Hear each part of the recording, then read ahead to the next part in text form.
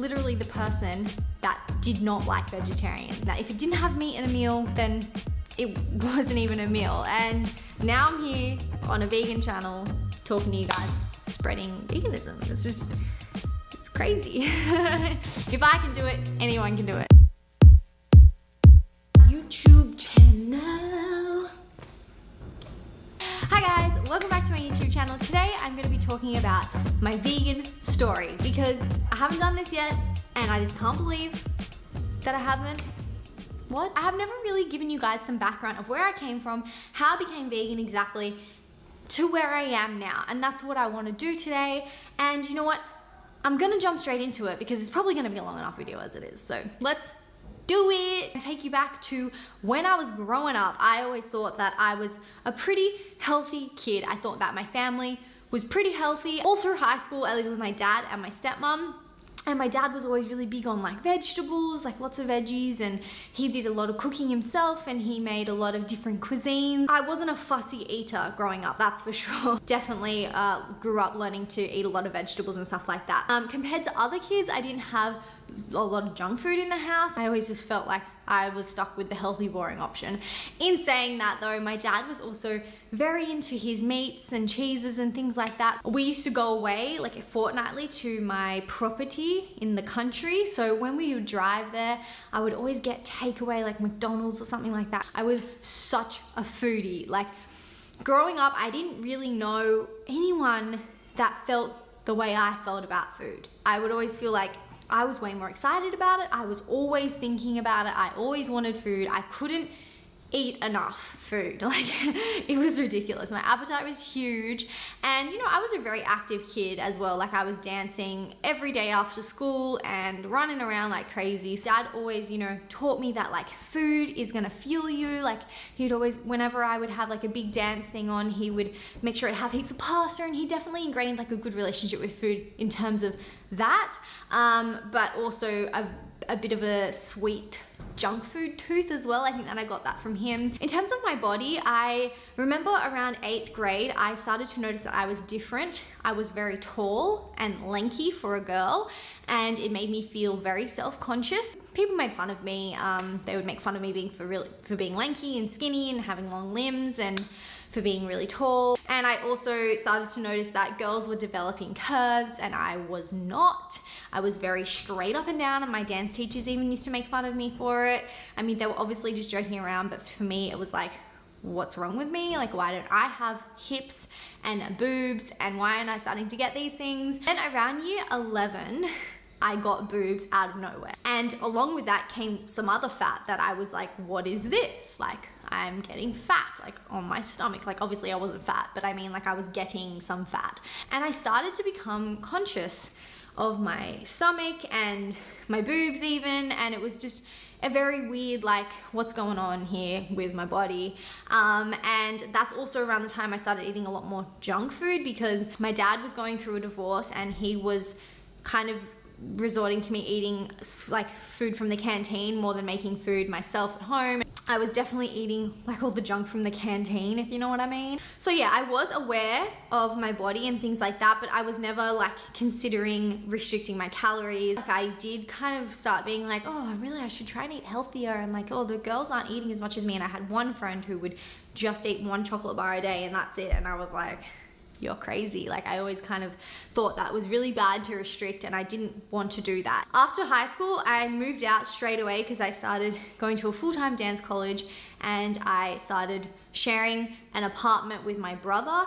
And this is when my whole life kind of got flipped upside down, because I had to start like working to afford rent and food, and I was also dancing 8 hours a day, and things were just crazy. My dad moved back to his property because he was very unwell. For the first time, I was completely like free with my food decisions, and that was probably not a good thing because I didn't choose the best food options. I was still so obsessed with food, and during this year I definitely developed a really bad relationship with food. Started at my dance college and things got intense in terms of how your body had to look. We were put on specific diets, we had all of our food monitored, and it was the worst. It was the worst thing ever. We pretty much were told to cut all carbohydrates. We were only allowed to eat like lean meats and like salad pretty much. And for people that are dancing 8 hours a day, that is really, really crappy. Looking back on it now, I just realize how detrimental that whole year was for my relationship with food and just for my body in general, because yeah, I was just in this constant love-hate relationship with food where I was like, I'm gonna love food and like I just want to eat all the time, like I'm going out with my friends and like indulging like crazy, and then being like, oh my god, I hate myself, like why did I do that?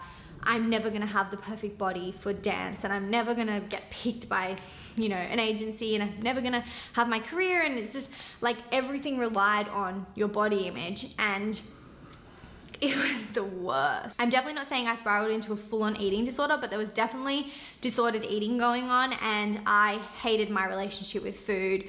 I could never stick to this diet. I just always constantly gave up on it. At the end of that full-time year of dancing, I became injured. I tore the cartilage in my hips, and it pretty much put an end to me being able to dance as a career ever. Everything kind of started crumbling down like this in my world. Yeah, very dramatic. I did end up getting an agency through my college. However, I was more doing like modeling and like acting stuff with them. I couldn't really do any full-on dance stuff. Therefore, the pressure of looking a certain way was still definitely there, and my relationship with food continued on to be this constant battle, constant struggle of, you shouldn't eat this, Bonnie, but I really want to. Okay, just eat it. Oh my god, I hate you. That was my life. And I was also working at a call center, which pretty much grabbed my soul and sucked it out. And yeah, that was pretty much what that job did to me. It was one of those things where I was like, oh, I won't do this for very long. I'll just earn a bit of money and then move on. And then I got stuck in there because the money was so good. So obviously that's not what I wanted to be doing.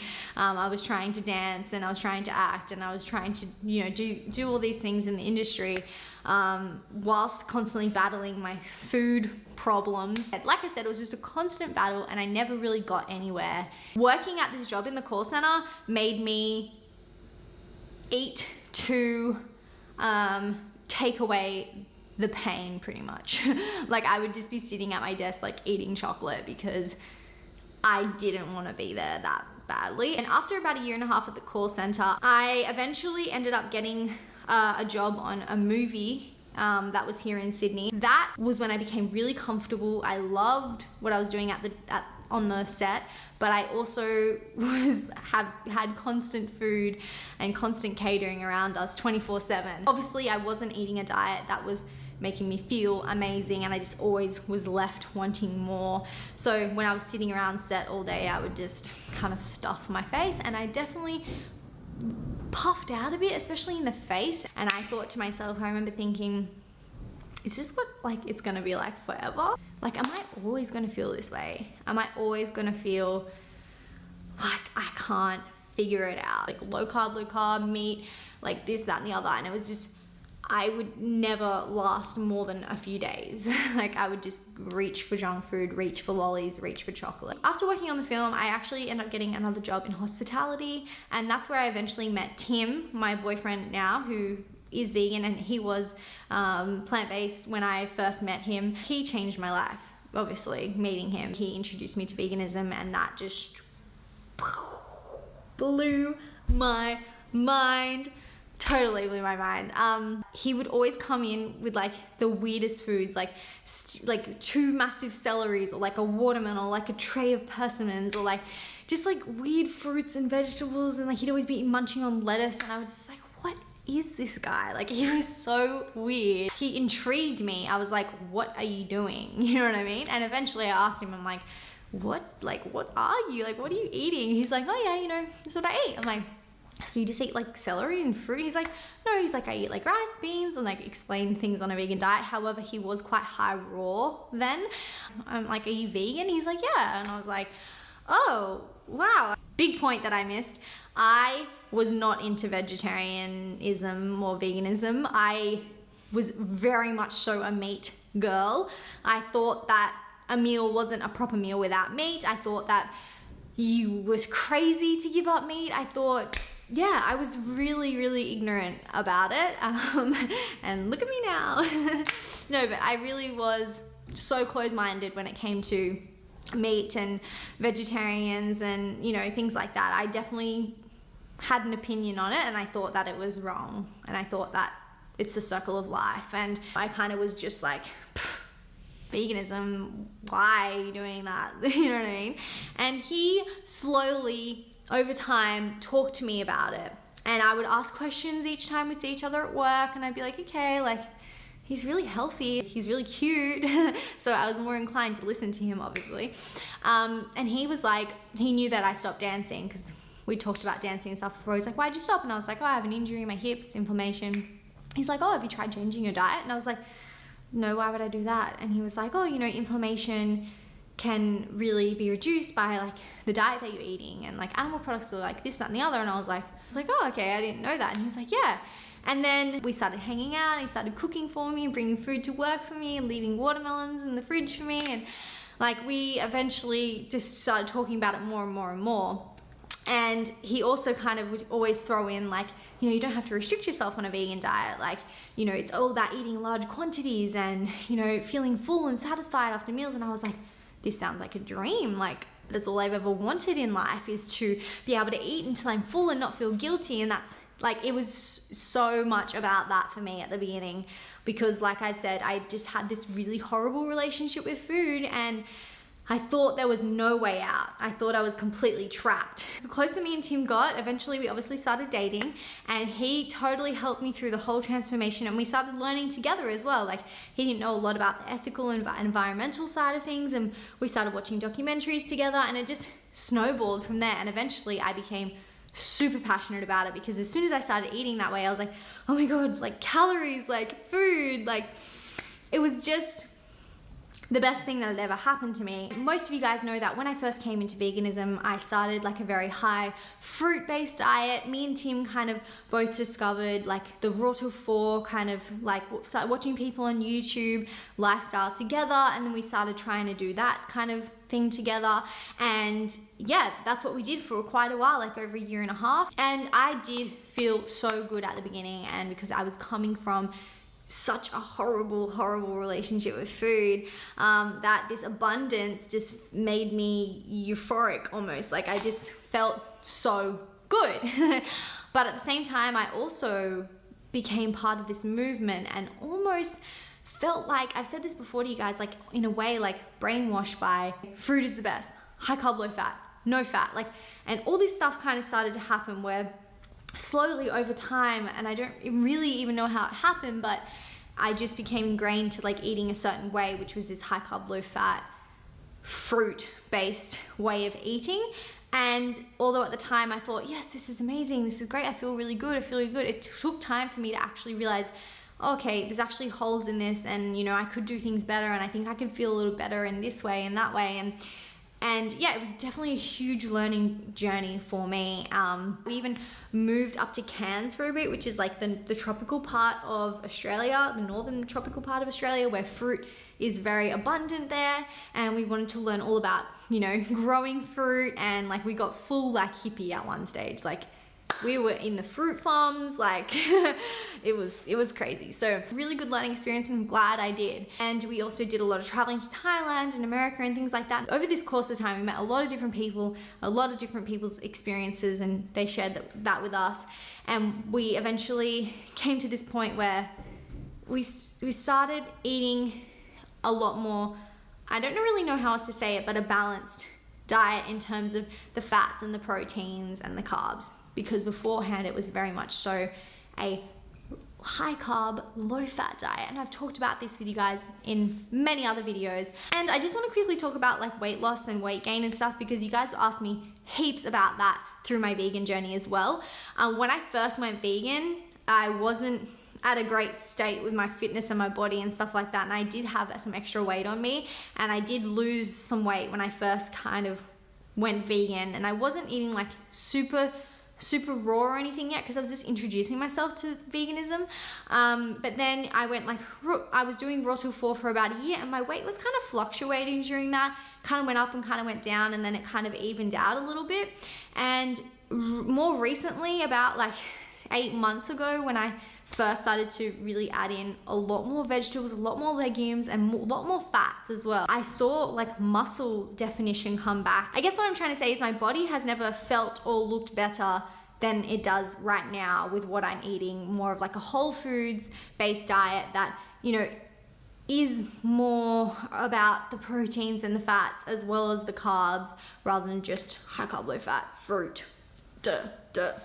You know what I mean? Yeah, I never was super focused on my weight, so it's not like I took pictures, heaps of photos throughout this, which I want to do more so now so that I can share more with you guys about that. I also think it shouldn't be such a main focus, because for me it was always about wanting to feel my best and just have that healthy relationship with food. And some people might be like, oh, that's easy for you, like you've always been really thin. But no, I did struggle with my weight as well, in terms of people all my life telling me I wasn't thin enough and I wasn't good enough and I wasn't this enough and that enough.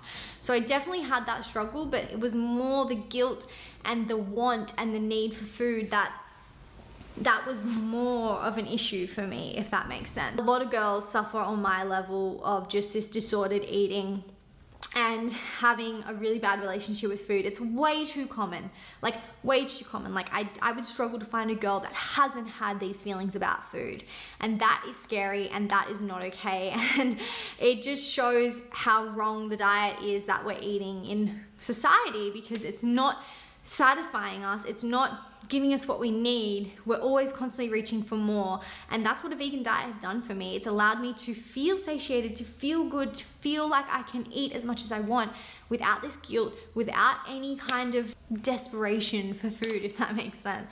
I don't know, I still am the biggest kind of foodie that I know. Like I get really excited about junk food and stuff like that, but it's just completely different. Most of my food is coming from really, you know, wholesome foods, and that make me feel good and that make me thrive. And therefore when I do have the junk food, it's like, cool, you know, great, or, you know, whatever. And it's never a matter of, oh, I'm eating too much, or this portion is wrong, or this portion's too big. And that's just not a thing in my mind anymore. And I'm so thankful. And if you are having those struggles, trust me, you can get through them, you can get over them. And a vegan diet for me was the complete answer. If I can change, honestly, anyone can change. If you had told me 5 years ago that I would be this person talking about veganism on the internet to thousands of people, I would have been like, no. You know, anyone can do it. You just need the right people to be there at the right time to tell you the right things, and that change will occur, I believe, for everyone. So yeah, I hope this has answered some of your questions, guys, and you got to know me a little bit better. And leave some questions down below if you would like me to answer them, if I didn't cover them in this, and I will get back to you. So if you like these kind of videos, please give it a thumbs up, and I will see you next time. Bye!